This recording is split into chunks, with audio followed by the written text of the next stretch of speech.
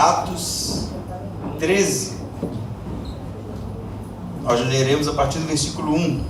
Deixaram um celular aqui, é para mostrar o relógio para o pastor, para ele não pegar muito tempo. Um relógio enorme aqui na tela que meu pai. Todos acharam? Vamos ler então 13, a partir do 1. Na igreja em Antioquia havia profetas e mestres: Barnabé, Simeão chamado Níger, Lúcio de Cirene, Manaém, que havia crescido com o governador Herodes, e Saulo. Enquanto cultuavam o Senhor e jejuavam, o Espírito Santo disse: Separai-me Barnabé e Saulo para a obra para a qual os tenho chamado. Então, depois de jejuar, oraram e lhe impuseram as mãos e deixaram que partissem. Assim, enviados pelo Espírito Santo, desceram a Seleucia e dali navegaram para Chipre. Chegaram a Salamina, anunciavam a palavra de Deus nas sinagogas dos judeus e tinham João como auxiliar. Depois de atravessar a ilha toda até Pafos, acharam um judeu chamado Bar-Jesus, que era mago e falso profeta. Ele estava com o procônsul Sérgio Paulo, que era um homem sensato. Este chamou Barnabé e Saulo e demonstrou o desejo de ouvir a palavra de Deus. Mas Elimas, um mago, pois assim se traduz o seu nome, opunha-se a eles, procurando desviar o procônsul da fé. Todavia, Saulo, também chamado Paulo, cheio do Espírito Santo, fixando os olhos nele, disse: Ó filho do diabo, cheio de todo engano e de toda maldade, inimigo de toda justiça, não cessarás de perverter os caminhos retos do Senhor? Agora a mão do Senhor está contra ti, e ficarás cego, sem ver o sol por algum tempo. Imediatamente a névoa e a escuridão caíram sobre ele, e andando procurava quem o guiasse pela mão. Então, vendo o que havia acontecido, o procônsul creu, muito impressionado com o ensino do Senhor. Amém? Amém. Semana passada nós vimos o que foi a última aparição de Pedro no livro de Atos. Tiago e Pedro haviam sido presos, então Tiago vai ser o primeiro mártir dentre os 12, não é? Porque posteriormente o que se sabe da tradição é que todos realmente foram martirizados, mas Tiago vai ser decapitado e Pedro vai ser mantido preso para ser executado, julgado e executado depois da Páscoa. Nós vimos como o anjo libertou Pedro. Então, no final do capítulo, Pedro vai para um lugar, não é? Que nós não temos a informação, porque Lucas realmente não tinha a intenção de dizer para onde Pedro foi. O fato é que esse episódio que nós estudamos semana passada é uma transição para o ministério apostólico agora de Paulo. Paulo vai estar no livro de Atos até o final do livro, e é realmente uma fase chamada fase 2 da igreja, que é a igreja em Antioquia. Como nós lemos aqui, versículo 1, Lucas já começa falando, depois da morte de Herodes, que a igreja em Antioquia, ou na igreja em Antioquia, haviam profetas e mestres. O que é a igreja em Antioquia? Nós vimos que a igreja em Antioquia da Síria, ela foi uma igreja plantada por missionários anônimos, não é? Crentes, judeus cristãos que fugiram da perseguição em Jerusalém, impetrada pelo próprio Saulo, não é? E que passaram por Antioquia e ali começaram a pregar o evangelho não só para os judeus, ou para os judeus helênicos, judeus de cultura grega, mas também para os gentios, não é? Há quem diga que a conversão de Cornélio foi realmente um start para que esses judeus cristãos, os novos cristãos, começassem então a compartilhar o evangelho para aqueles que não tinham nenhum tipo de participação no universo religioso judaico. E assim vai nascer a igreja em Antioquia. Barnabé vai ser enviado para lá pelos apóstolos, não é? E Barnabé sente a necessidade, vendo que a igreja realmente era algo do coração de Deus, de trazer Paulo para ajudá-lo naquele ministério. Então, você já tem aqui a igreja no versículo 1, já madura, né? Porque não é somente uma igreja que nasceu de missionários anônimos, como eu falei, mas é uma igreja que já tem uma liderança de mestres e apóstolos. Você já percebe uma organização no que tange a questão da liderança, no que tange a questão da voz de Deus, da vontade de Deus exprimida no texto para a igreja, no que tange ao ensino, né? Porque existe ali realmente uma força muito grande na área do ensino, como é o caso de Paulo aqui, né? Como um mestre. E você tem uma organização também no culto, né? Na minha versão está assim, que ali havia profetas e mestres. Ele vai nomear, né? Por exemplo, a minha está Barnabé, provavelmente a sua também, Simeão chamado Níger ou Níger. O Simeão aqui é negro, tá? Por isso está Níger aqui, para identificá-lo. Ele é um membro dessa igreja com nome judeu, né? Simeão é um nome judeu. E ele é aqui marcado, né, com a palavra Níger para realmente dizer que ele era alguém um pouco, quem sabe, fora do universo judaico tradicional ali de Jerusalém. Ele diz também, por exemplo, que havia um Lúcio de Cirene. Esse Lúcio já não é judeu mais, você já tem um gentio aqui, provavelmente, que faz parte não da igreja como alguém que se converteu numa pregação, mas da liderança da igreja. Então essa liderança é composta de Barnabé, judeu, não é? De Simeão, um judeu de origem provavelmente africana. Você tem o Simeão, que é de origem africana, e posteriormente o Lúcio, que já é um gentio, fazendo parte daquela igreja, e Saulo, no final, depois então dele falar de Manaém, que é um personagem aqui bem interessante, que o texto diz que ele havia crescido com o governante Herodes Antipas no caso, né?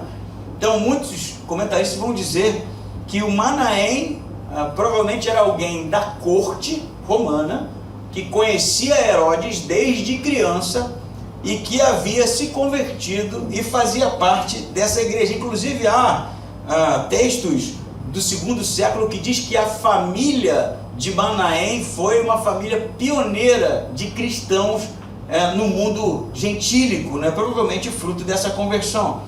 Então, alguns vão dizer, por exemplo, que Lucas diz para a gente que haviam nessa igreja profetas e mestres, e é provável que a lista esteja realmente nesta ordem, como Barnabé, Simeão e Lúcio, profetas, Manaém e Saulo, mestres.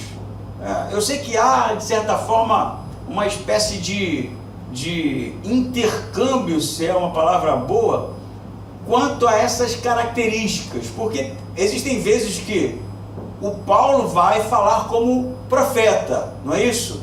Existem outros tempos que o Barnabé, se essa lista está certa e a ordem é essa, vai ser um mestre. Então há um intercâmbio dos dons, mas eles são conhecidos nessa lista como realmente pessoas que detêm esse dom vindo da parte de Deus e fazia parte da liderança dessa igreja. Outra coisa que é interessante é que ele diz no versículo 2 assim: enquanto cultuavam, né? Não sei se tem alguma outra versão com uma palavra diferente para esse versículo 2, porque a expressão no grego é leitorgeo, que é uma expressão da Septuaginta, né, da versão grega do Antigo Testamento, para se referir ao trabalho sacerdotal no templo. Então, não era um culto de maneira cotidiana, corriqueira, como nós tratamos, vamos no culto. Havia um trabalho específico de adoração, né? Por isso que a palavra aqui tem a ver com o trabalho sacerdotal no templo, porque era algo intencional, deliberado e com uma intenção. É o que está acontecendo no texto. Essa liderança está reunida enquanto eles leitorgeu ou ministram, né? Fazem ali o trabalho realmente de adoração, e não adoração como nós fizemos agora de cantar, né? É algo intencional no sentido de buscar a Deus, porque parece que, segundo o texto, eles estão buscando uma resposta. Por isso que é algo intencional aqui, Lucas quer dizer isso. Eles adoram ao Senhor com o quê? Jejum, não é isso? A expressão aqui. E como era feito o jejum no primeiro século? Você percebe, inclusive, que essa igreja tem colorações judaicas, né? Mestres, profetas, você tem uma expressão para adoração que ela era empregada no templo, né, pelos sacerdotes, e você tem aqui o jejum como sendo uma prática para buscar respostas da parte de Deus. O jejum era feito assim pelo judeu. Quando havia uma intenção, não é? Se desejava, por exemplo, que a cidade fosse liberta pelos invasores, ou que o povo retornasse a realmente a adoração do único Deus, porque estava envolvido numa teologia pagã, idólatra. Se fazia um jejum de maneira intencional, não é? Por algo a ser alcançado. E aqui no texto, a expressão, como eu falei, da adoração, do jejum, era em busca de respostas, porque parece que o que Lucas quer dizer para a gente é que essa igreja já havia amadurecido e ela estava realmente procurando respostas em Deus para o plano 2, para o plano B. O que é que nós vamos fazer agora? A igreja já nasceu. A igreja aqui, ela é inclusive uma igreja relevante, né? Do mesmo nível de Jerusalém, não é isso? De Jerusalém saíram missionários, não é isso? Que inclusive fizeram essa igreja aqui acontecer. Agora uma igreja gentílica, não é? Uma igreja de não judeus, ela está crescendo sob a liderança desses homens, e ela agora vai ser aquela que envia missionários para o mundo gentílico. Você percebe então que é realmente uma fase 2, o miolo do livro de Atos, né? Até então a história da igreja primitiva em Jerusalém, como nasceu, como foi fundada, como amadureceu. Agora uma igreja no mundo gentílico, Antioquia, está crescendo e está também enviando missionários para o mundo. Então eles procuram uma resposta. Então o versículo 2, né, depois de realmente mostrar essa intenção, diz que o Espírito Santo diz assim: separai-me Barnabé e Paulo, ou Saulo, na verdade está Saulo aqui, para a obra para a qual os tenho chamado. Percebam, como o Espírito Santo falou aqui, como é que eles entenderam? Provavelmente, embora o texto não diga de maneira óbvia, o profeta ali, né, ou aquele que exercia o papel de profeta, foi usado por Deus para falar através do Espírito Santo que a resposta que eles estavam buscando estava sendo dada. Qual é o próximo passo? Você percebe nitidamente aqui que há uma intenção no que Lucas está dizendo, há uma intenção no trabalho de adoração da igreja, no trabalho de jejum da igreja, na busca por respostas. E a resposta vai ser dada, provavelmente, através de um profeta, que era para separar os 2 líderes da igreja. E percebam isso, né? Se fosse hoje, né? Eu nem estou aplicando ainda, mas só de pensar, o Espírito Santo fala assim: separa, e é os 2 top da igreja, vai tirar daqui, vai mandar para outro lugar. A gente acha, não pode ser Jesus, não pode ser o Espírito Santo, não pode ser Deus, porque como é que os caras vão sair daqui? Como é que fica a igreja, não é? Mas realmente, quando há uma busca, uma intenção em saber qual é a vontade de Deus, há respostas, né? E a resposta nem sempre vai ser a mais confortável possível. Não é o ponto aqui, mas para dizer que o Espírito Santo vai mandar separar Barnabé e Saulo para a obra. Qual obra? Não diz. Não diz que obra, não é? Diz que ele pede para separar, e depois do versículo 3, não é só a liderança, mas a igreja, depois de jejuar de novo, agora você vê um trabalho da comunidade, né? Não só da liderança. Oraram e lhes impuseram as mãos. Aqui a ideia, no versículo 3, não é mais a liderança, não, é a igreja mesmo que impõe as mãos, como os judeus faziam, não é? Realmente para abençoar, né? Para enviar mesmo com a autoridade da igreja esses 2 homens para o mundo gentílico. Então vai ser realmente uma passagem para mostrar o que vai ser oficialmente, né, a primeira viagem missionária da dupla, Saulo e Barnabé.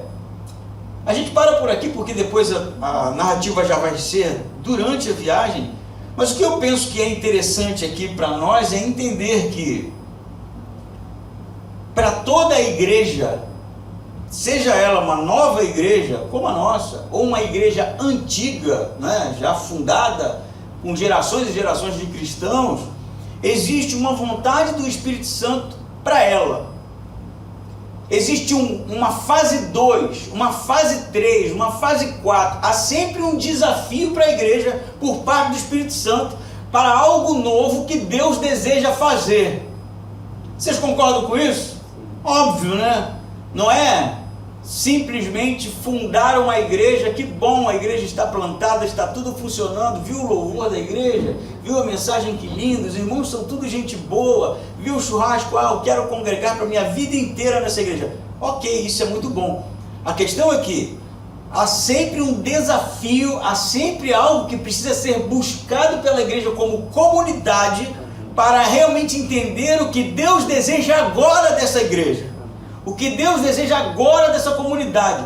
Qual é o desafio do Espírito Santo para essa igreja? E essa busca precisa ser uma busca intencional, coletiva, deliberada, realmente com o desejo de querer conhecer qual é a vontade de Deus para essa igreja. Você pode pensar nisso já?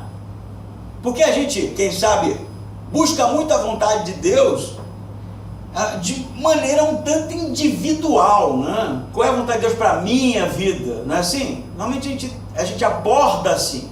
Qual é a vontade de Deus para a minha vida? O que Deus quer com essas decisões que eu tenho que tomar, né? Será que realmente Deus está me orientando e eu estou entendendo? É sempre uma coisa bem individual e, de certa forma, existe espaço para realmente entender o que Deus quer de você. Mas o texto está falando de algo coletivo, de uma unidade, de uma igreja realmente madura, e o termômetro para o amadurecimento é realmente buscar o que Deus quer para ela agora. O desejo do Espírito Santo para essa igreja agora. Qual é a fase realmente que está no coração de Deus para que alguma coisa especial, nova, aconteça. E eu penso que, por vivemos um tempo individualista demais, a gente peque por não estar intencionalmente como comunidade, como igreja, buscando que Deus realmente diga o que Ele quer que nós venhamos a fazer. Pode ser que a gente fale muito nisso, e a gente vive realmente um tempo de devoção, um tempo de adoração, de crescimento espiritual, e esteja confortável com isso, porque eu posso dizer para você, assim como foi a história de Antioquia, a vontade de Deus para a igreja vai sempre tirar a igreja do marasmo, vai sempre tirar a igreja do lugar de conforto, vai sempre tirar a igreja da rotina, do encontro, como sendo algo que vem acontecendo durante todo o ano. Vai sempre desafiar na igreja.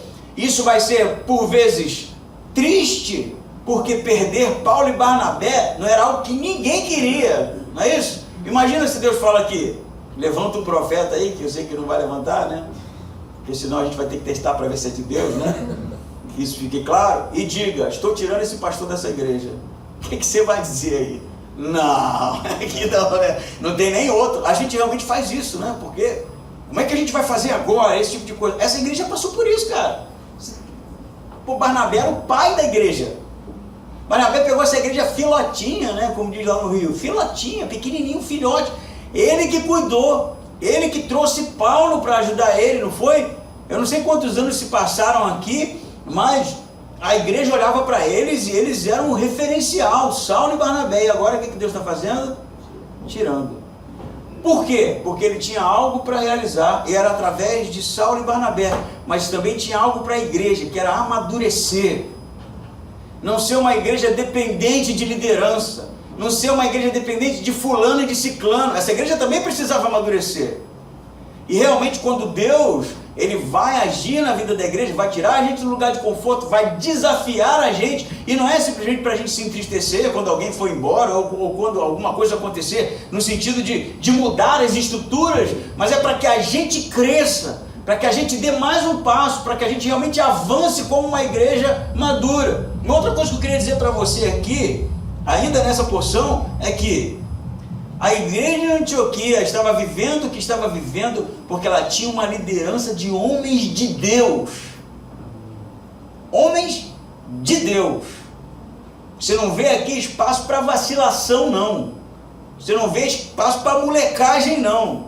Você não vê espaço aqui para ficar brincando, não. Eram homens que jejuavam, que oravam, que buscavam a vontade de Deus e estavam ali como referencial. e que isso sirva de inspiração para a gente, não é? Para mim, para você, que uma igreja que realmente o Espírito Santo está agindo é uma igreja que é feita de crentes sérios, de crentes devotos, de pessoas com compromisso e de uma liderança inspirada pelo Espírito Santo. Por isso que o Espírito falou.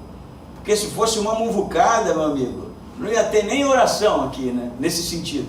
Mas você percebe realmente que há, porque Deus quer fazer dessa igreja algo maior, potencialmente maior do que ela já era. E aí vem então a viagem, né? Diz o versículo 4, que eles são enviados, e que fica marcado aqui, não pela igreja pura e simplesmente, né? Mas pelo Espírito Santo eles são enviados, né? Versículo 4.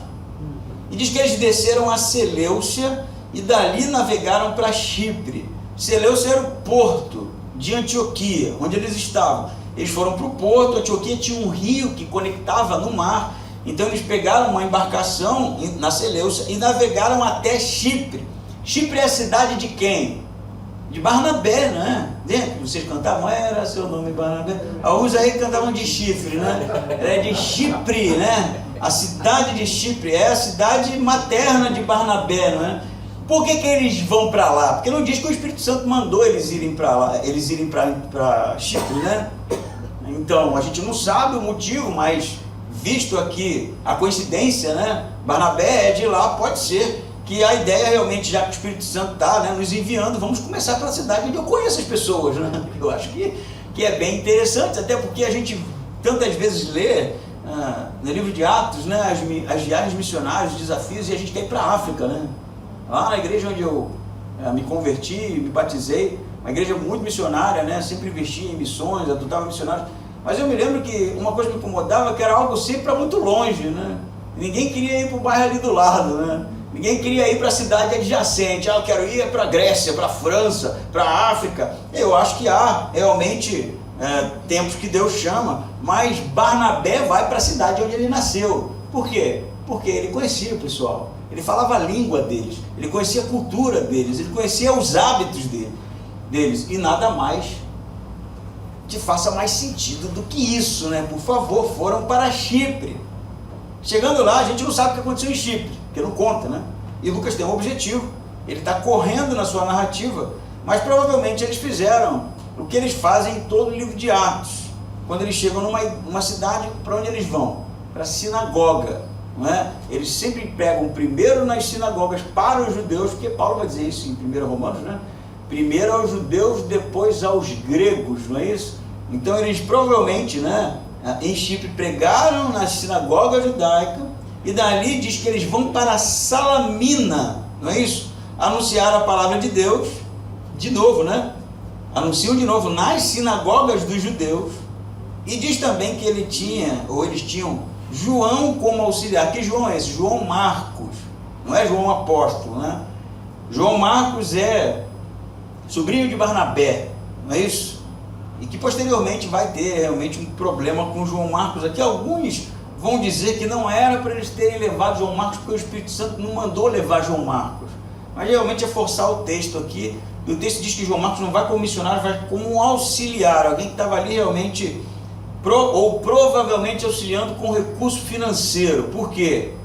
Porque a sua mãe tinha condições, não é? Quando Pedro é solto da prisão, e ele vai para a casa onde estavam orando ali, não era a casa da mãe de João Marcos, tinha um serviçal, tinha um portão, não é? Tinha um espaço do lado de fora que Pedro percorre, então provavelmente era uma pessoa de bens, e João Marcos está aqui sendo auxiliar na questão financeira, até porque você não vê em nenhum momento aqui dizendo que a igreja enviou e bancou, não é?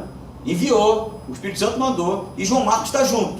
Então é a conclusão que nós chegamos, que João Marcos realmente é um auxiliador, um mantenedor, de certa forma, que está dando suporte para os dois.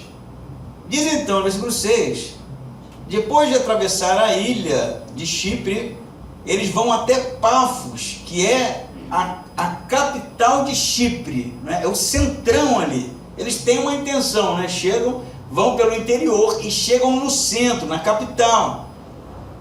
E aqui é interessante que vai dizer que eles acharam, a expressão no grego, ela é bem complexa, porque sugere uma procura. O acharam aqui não está simplesmente encontraram, né? Mas parece que eles estavam rastreando alguma coisa, e é por isso que na minha versão está acharam, né? Porque eles estavam procurando alguém com o nome de Bar Jesus. É possível que eles tenham ouvido falar nas sinagogas sobre este judeu aqui, Bar Jesus. É possível que eles quisessem realmente chegar em Sérgio Paulo, que é o governador da ilha, né, o procônsul da ilha, e no caminho deles estivesse esse Bar Jesus. A gente não sabe, mas realmente há uma intenção aqui no encontro. E quem é Bar Jesus? Diz que ele era mágico, na verdade, né? Mago não é nem a melhor tradução, ele era mágico e um falso profeta. O que significa?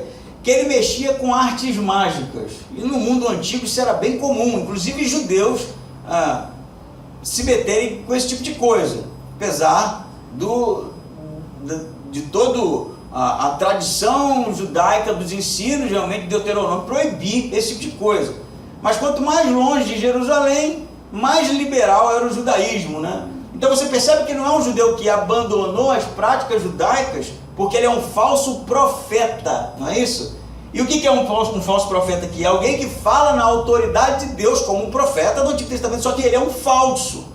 E também mágico. Então ele provavelmente fazia leitura de sonhos, não é? Jogava sorte, esse tipo de coisa. E o que diz sobre ele? Diz que ele estava com o procônsul Sérgio Paulo. Então Sérgio Paulo, governador romano, não é? Era a liderança máxima naquela ilha. E o que esse cara está fazendo aqui, esse Bar Jesus? Era muito comum no mundo antigo você ter mágicos, né, para auxiliar nas tomadas de decisão. A gente vê isso, por exemplo, na Babilônia, né? Daniel era uma espécie de, para Nabucodonosor, né, mágico que lia sonhos, né, que poderia ser consultado como um oráculo de um Deus. E Sérgio Paulo parece que usa o Bar Jesus para esse fim. Outra coisa interessante é que o nome dele é, né, para morrer aqui, né? Bar, que é filho, Jesus, né, pode ser Josué, porque o nome de Jesus é Yehoshua, é Josué, né? Jesus é, na verdade, vocês sabem, é uma transliteração para o grego, né, de Yehoshua. O grego não falava que eu ia falar isso. Yehoshua, eu estou falando de Yehoshua, provavelmente se pronuncia assim, né? Porque o aramaico é mais brutural. Então, Yehoshua virou Insus no grego. E se você for ler a expressão Bar Jesus no grego, você vai ver que é uma transliteração até do Bar, não está Bar como no aramaico, né? Mas a intenção aqui é dizer que ele era filho de Yehoshua, filho de Jesus ou filho de Josué. E ele está auxiliando o procônsul, mas o procônsul, diz versículo 7, que era um homem sensato. Interessante isso, né?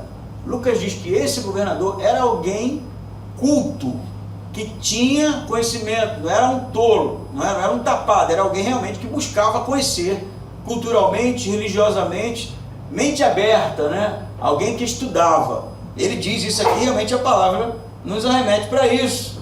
E o que vai dizer? Que ele manda chamar Barnabé e Saulo.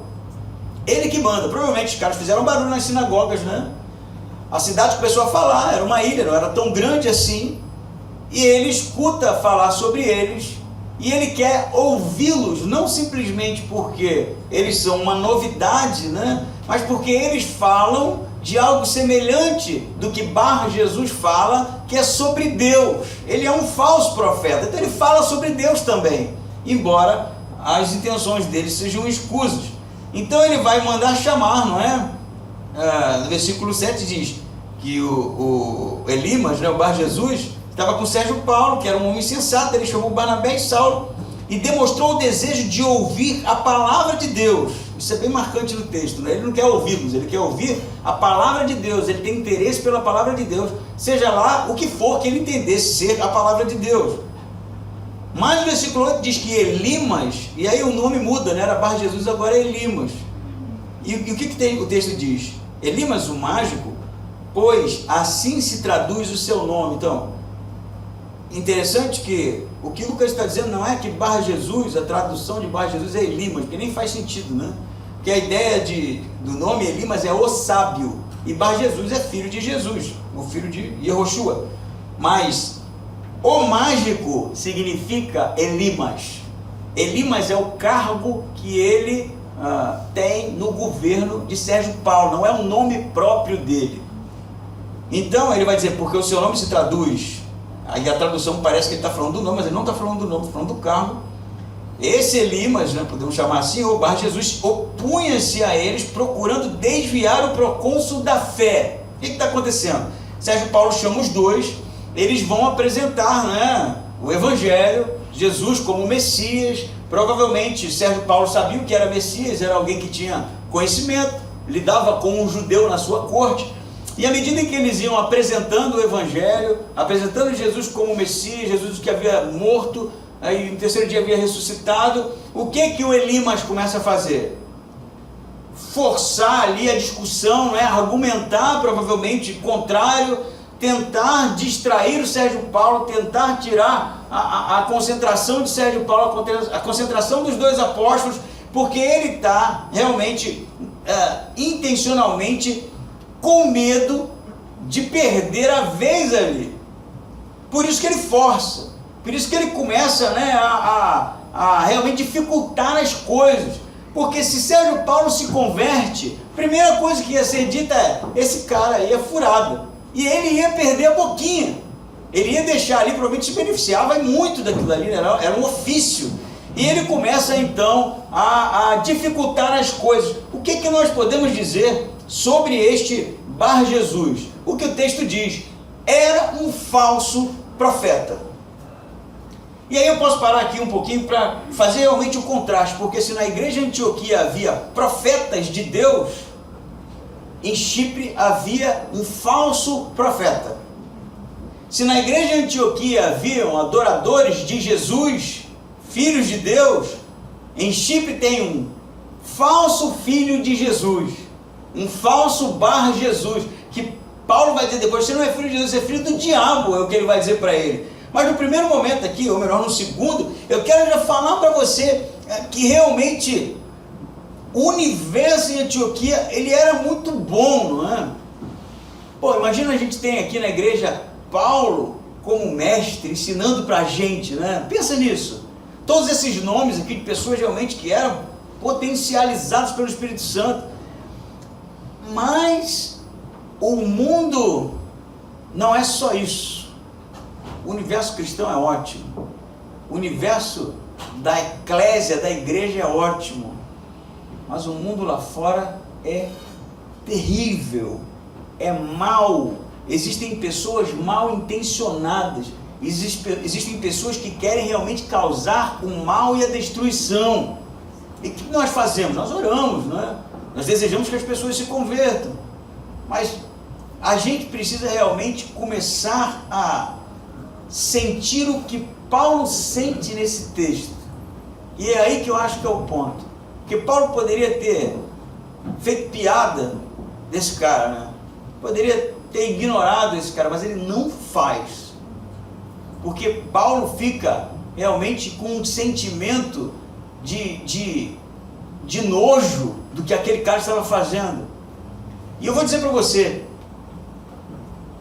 vai ver que falta isso na gente, tá? A gente tem lidado com inúmeros falsos profetas, inúmeros pregadores do falso evangelho, inúmeros falsos ensinamentos, gente que faz do evangelho piada, gente que faz do evangelho meme de Instagram, e a gente dá boas risadas e diz, olha isso aqui. E a gente no final da história não está realmente entendendo que o que existe lá fora é uma batalha espiritual terrível. E que o diabo, como vai ser dito aqui nesse texto, faz de tudo para tirar a atenção das pessoas do evangelho. Ele é sujo, ele é nojento, ele é asqueroso, ele é mau. E as pessoas estão cegas, realmente, seguindo o falso ensinamento, seguindo o falso profeta, seguindo falsos mestres, e nós damos risadas. No final da história, o sentimento de Paulo aqui, quem sabe, alguns vão dizer que foi até exagerado, né? O que é óbvio não foi, é de não permitir que isso aconteça. E em detectando o falso profeta, realmente expor o ensinamento e mostrar que aquilo realmente está redondamente errado, para que as pessoas sejam libertas da sua ignorância. Nós não podemos, e eu digo isso não é só para você não, às vezes chega para mim uns vídeos que eu, meu Jesus, só rindo, porque o troço é tão terrível, é tão, desculpem aqui a linguagem chula, é tão tosco, que você, cara, não acredita, como é que esse pessoal segue isso aqui? E realmente, como é que o pessoal consegue seguir aquilo lá? Mas o sentimento de Paulo é outro, ele está indignado, como é que aquele homem cheio de ira, cheio de maldade, cheio de vaidade, tenta realmente distorcer os ensinamentos de Deus, os caminhos de Deus, as pessoas usadas por Paulo aqui. Por isso eu quero desafiar você, não é, né? Primeira oportunidade que você tiver, fique cego, né? Juízo de Deus sobre você, não é disso que eu estou falando não, até porque Jesus fala para nós orarmos pelos nossos inimigos, aqueles que nos perseguem, não é? Mas a gente precisa fazer uma distinçãozinha aqui. Existem aqueles que nos perseguem, são cegos, são pessoas que como nós um dia estiveram perdidos, e nós temos que orar. E existem falsos profetas. O falso profeta é de dentro, esse precisa ser repreendido e exposto. E o sentimento que precisa estar no nosso coração é o sentimento daquele que está vendo a origem da nossa fé, o sentido da nossa vida, o propósito de nós enquanto igreja sendo jogado no lixo, sendo tratado como nada e levando as pessoas realmente à bitolação, ignorância e cegueira espiritual. As pessoas estão condenadas, gente. Vocês percebem isso? Para cada risada que a gente dá para um vídeo que chega desse, é gente que está sendo condenada, está se perdendo, porque o evangelho que está sendo exposto para elas não é simplesmente o evangelho, é um falso evangelho. E eu vou dizer mais, me põe no grupo também, não estou me tirando disso não. Quando a gente compartilha esse tipo de coisa, a gente está jogando para mais gente, e no entanto a gente devia estar realmente no sentimento de explosão ali, de indignação. No Rio de Janeiro, a pior coisa que você pode fazer é falar mal da mãe do outro, não é? Era assim, quando eu era menino, briguei muito na minha vida, né? Porque tu precisa brigar no Rio de Janeiro, São Paulo também, né, gente? Se tu não brigar, tu apanha, né? Brigar, você precisa mostrar que é brabo, senão você vira o saco de pancada, né? No futebol, na pipa. E aí, quando os maiores, né, queriam botar a gente para brigar, que eles faziam isso, né? Vinha um menino lá da outra rua, e aí vinha para nossa rua lá e começava. Aí falou que vai te bater. Era sempre assim, ficavam botando pilha, né? Para ver quem era o mais forte da rua. Vida no Rio não é fácil não, gente. Eu tô falando também de quê? Quantos anos atrás? Eu tô com 48, eu devia ter 10, 12. O Lucas nunca não brigou na vida. Eu, da idade dele, meu amigo, já era o Tyson dos rings, né? Vivia brigando. Brigava por pipa, por futebol, brigava por... Tudo tinha briga, cara. Mas aí era coisa assim, os caras começavam a botar pilha, falou que te bate, falou que não sei o que. E quando falava assim, ó, xingou a sua mãe, repete! A gente mandava repetir aqui, todo nós éramos, né?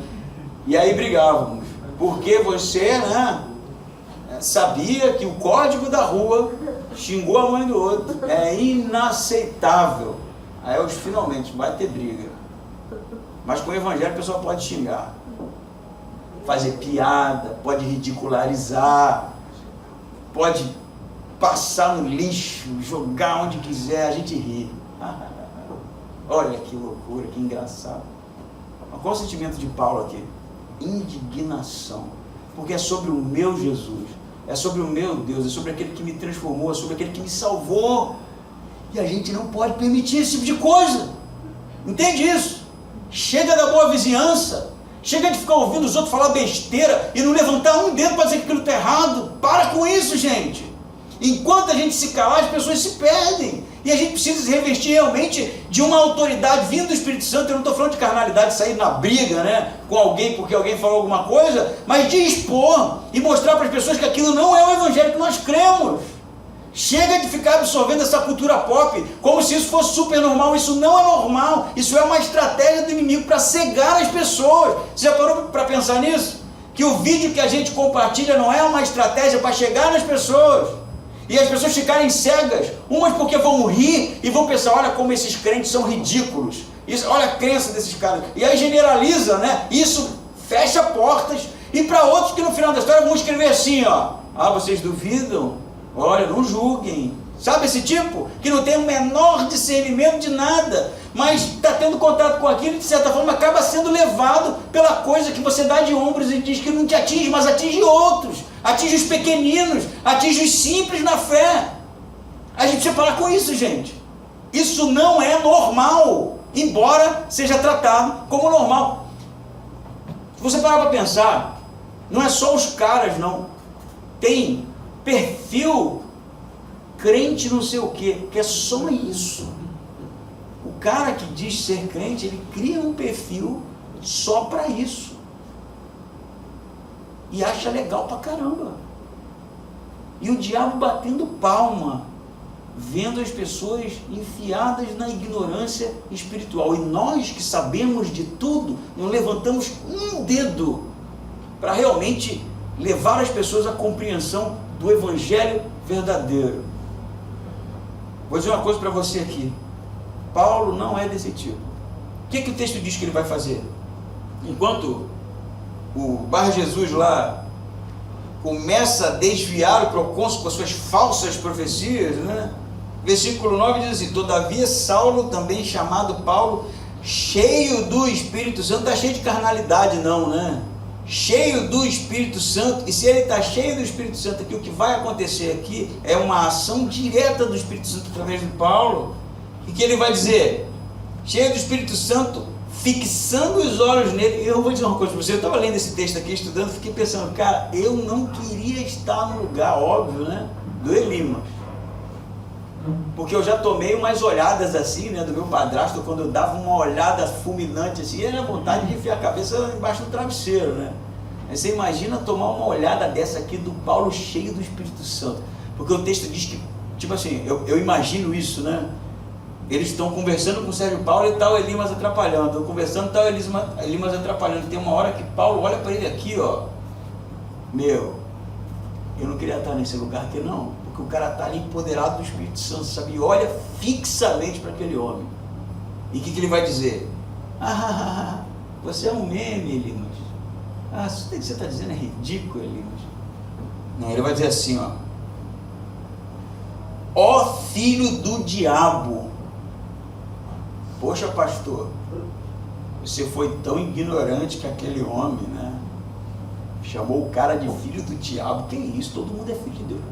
Para com isso, velho. Esse cara aqui é filho, não é de Jesus, é do diabo. Tá entendendo isso? Por que ele é filho do diabo? Porque ele é cheio de todo engano. Ele enganava, ele forçava o que ele conhecia da Torá, o que ele conhecia da história do povo, do exílio, da saída do Egito, do que ele tivesse informação, ele usava para o benefício próprio, cheio do engano. E de mais o que? Maldade, era intencional, era um cara mau, coração leviano, coração maligno, queria causar um mal mesmo. Era o meme, né? Meme.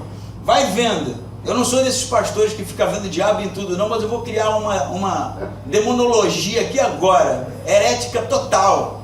Por trás de cada meme desse tem um capiroto lá, doidinho, vai, compartilha tudo, tchum, manda. Não acredita nisso que eu falei não, mas pensa sobre isso, na possibilidade pelo menos. Porque ele é cheio do engano, cheio de maldade e ele é inimigo de toda justiça. Pô, se eu falo só o cheio do engano aqui, a pessoa já vai olhar torto, né? Como assim, pastor? Não pode? Respeita a religião dos outros, né? Respeito, precisa ser conquistado, gente. Conquistado. A gente não comunga com pessoas que creem coisas completamente contrárias à nossa crença, não. Não tem respeito com isso. Isso não é. Eu respeito a minha mãe. Minha mãe me criou. Conquistou o respeito. Respeito meus pais. Eu respeito o evangelho. Agora você quer ser respeitado? Conquiste o respeito. Aí a gente fica nessa, em nome do respeito, que é o respeito pós-moderno, não tem nada a ver com a palavra no original, né? E o respeito é assim, não mexe com o cara não, ele crê diferente, problema dele, ok, eu concordo com isso. Agora, eu respeitar aquilo e dizer que ele tem o direito de falar, não tem direito não, perto de mim não tem, e não vai falar, eu não vou deixar. Porque quando a gente fala de Hitler, Quem que daria um microfone para Hitler falar? Vem aqui, Hitler, dá uma palavrinha, né? Todo mundo tem o direito de dizer o que quiser. Aqui não vai botar a mão. Por quê? Tu sabe que não vai vir nada que preste. Mas a religião que é realmente contrária à nossa crença, que defende um monte de coisa que a gente sabe que é uma mentira, que não leva ninguém a salvação nenhuma, a gente respeita. Somos respeitadores, somos cristãos. Isso não é ser cristão, gente. Ser cristão realmente é honrar o nome de Cristo, é defender o nome de Cristo, é expor realmente as heresias, o falso ensinamento, é ser tomado de indignação quando é sobre o nosso Deus, quando é sobre o Evangelho verdadeiro, e não deixar isso sair barato, não, expor mesmo, em nome, é óbvio, de Deus, através do Espírito Santo, sermos usados por Deus. E olha o que Paulo fala, vou repetir aqui para você levar isso aqui buzinando na tua orelha, e diz: ó filho do diabo, cheio de todo engano, de toda maldade, inimigo de toda justiça, não cessarás de perverter os caminhos retos do Senhor? O que o Bar Jesus estava fazendo? Pervertendo, distorcendo os caminhos retos do Senhor, impedindo o Sérgio Paulo de compreender. E aí, Paulo vai dizer assim: rala daqui, rapaz, some, não quero mais te ver aqui não. É isso? Estejas cego. E olha aqui, importante isso aqui, diz o versículo 11: agora a mão do Senhor está contra ti. Eu quero que você venha comigo para a intensidade que é essa narrativa, e Lucas está dizendo isso de maneira intencional, porque ele poderia só narrar as viagens, né, e omitir o encontro aqui. Por que não? Ele quer falar do ministério de Paulo como apóstolo dos gentios, e ele poderia ir, pregou nas sinagogas e se converteu gente, porque deve ter se convertido, e passou pela cidade tal, e vai narrando. Não, mas ele para em Elimas, porque ele quer mostrar a autoridade de Paulo como a de Pedro, porque Pedro também pegou um desses, né? E realmente foi ali juízo de Deus sobre aquele homem, e Paulo também é um apóstolo como Pedro, e ele narra aqui o episódio. Mas olha o que ele diz no versículo 11: agora a mão do Senhor está contra ti, e ficarás cego, sem ver o sol por algum tempo. Ele até foi misericordioso, aqui é por algum tempo, né? Quem sabe esperando uma reflexão do Elimas e a conversão. Agora você sabe que quando você estuda o texto no grego, você, óbvio, né, com suporte de outros eruditos, você percebe que esses homens, quando estão falando, tanto o episódio de Antioquia, eu poderia enumerar tudo aqui, mas ia demorar a eternidade. Eles estão usando passagens da Septuaginta, que é da versão grega do Antigo Testamento, o tempo inteiro. A expressão para o culto em Antioquia, por exemplo, quando ele fala não cessarás de perverter os caminhos do Senhor, é uma passagem também no Antigo Testamento. Mas aqui eu vou salientar para você aqui, é realmente o versículo 11: agora a mão do Senhor estará contra ti. E se você der uma corridinha em Ezequiel 13, e eu quero que você dê uma corridinha, a minha está marcada aqui, eu vou chegar mais rápido que você, mas é o pano de fundo para o que Paulo está falando, e não foi eu que inventei isso não, tá, gente? Diz assim, e a palavra do Senhor veio a mim, filho do homem, profetiza contra os profetas de Israel, e dize a esses videntes que só profetizam o que o coração vê. Ouvi a palavra do Senhor. Assim diz o Senhor Deus: ai dos profetas insensatos que seguem no seu próprio espírito e não viram nada. Eles não viram nada, eles não receberam nada de Deus. Ó Israel, os teus profetas são como as raposas nos desertos. Não subistes as brechas, nem fizeste uma cerca para a casa de Israel, para que no dia do Senhor permaneça firme na luta. Tiveram visões falsas e adivinhação mentirosa os que dizem: o Senhor diz, mas o Senhor não os enviou, e esperam que seja cumprida a palavra. Acaso não tiveste visões falsas e não falastes adivinhação mentirosa, quando disseste: o Senhor diz, apesar de eu não haver falado? Preste atenção agora. Portanto, assim diz o Senhor Deus: coloco-me contra vós, porque falastes ilusão e tivestes falsas visões, diz o Senhor Deus. A minha mão será contra os profetas que têm visões falsas e adivinham mentiras. Não pertencerão ao conselho do meu povo, não estarão inscritos nos registros da casa de Israel, nem entrarão na terra de Israel, e sabereis que eu sou o Senhor, seu Deus. Perceba a expressão, agora a minha mão irá contra vocês, não é? E o que Paulo fala, filho do diabo cheio de todo engano, de toda maldade, inimigo de toda justiça. Não cessarás de perverter os caminhos do Senhor, agora a mão do Senhor estará contra ti. E o consenso dos teólogos estudiosos é que a intenção de Paulo é o texto de Ezequiel 13, esse cara é um falso profeta. E Deus já havia falado para aqueles que profetizavam falsamente na passagem de Ezequiel sobre a construção do muro, né? Que ele realmente iria colocar a mão pesada dele como juízo sobre estes homens. E o que Paulo fala? Fique cego. Você acha que é brincadeira? Você acha que Deus acha que é brincadeira? Você acha que o Espírito Santo acha que é brincadeira? Não é. Nós é que estamos, quem sabe, popes demais, razoáveis demais, pouco radicais no que tange a defesa da nossa crença. Estamos cedendo. E lá fora existem inúmeros Sérgio Paulos desejosos de conhecer o Evangelho e não são alcançados porque estão realmente enfiados no lamaçal da cegueira espiritual, enquanto os crentes, os iluminados, os que têm o Espírito Santo, se omitem. Olha o que o texto diz, que ele fica cego. Diz que imediatamente a névoa e a escuridão caíram sobre ele, e ali, mas reforçando, procurava quem o guiasse pela mão. E aí o que acontece no versículo 12? Então, vendo o que havia acontecido, o procônsul creu, muito impressionado com o milagre. O que está escrito aí? Com a doutrina, é a expressão no grego, do Senhor. Eu acredito que o milagre, óbvio, deve ter mexido com ele, né? Mas o que o texto diz é que ele está impressionado porque ele agora tem acesso ao Evangelho genuíno, ao ensinamento de Deus verdadeiro, e isso deixa ele maravilhado.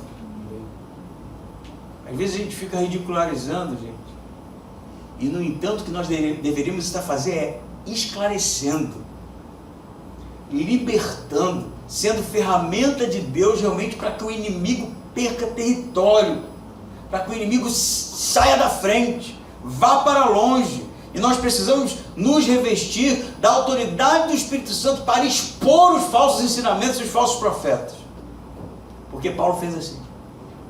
E Paulo é o apóstolo dos gentios, e nós somos gentios, e não nos esquecemos disso. Amém? Amém. Pense sobre isso, porque eu fiz essa reflexão essa semana. Não sou um hipócrita e dizer que eu me excluo desse tipo de coisa. Preciso mudar, isso está errado, e realmente nós precisamos fazer com que o Evangelho seja proclamado e pessoas sejam libertas realmente da cegueira espiritual. Amém?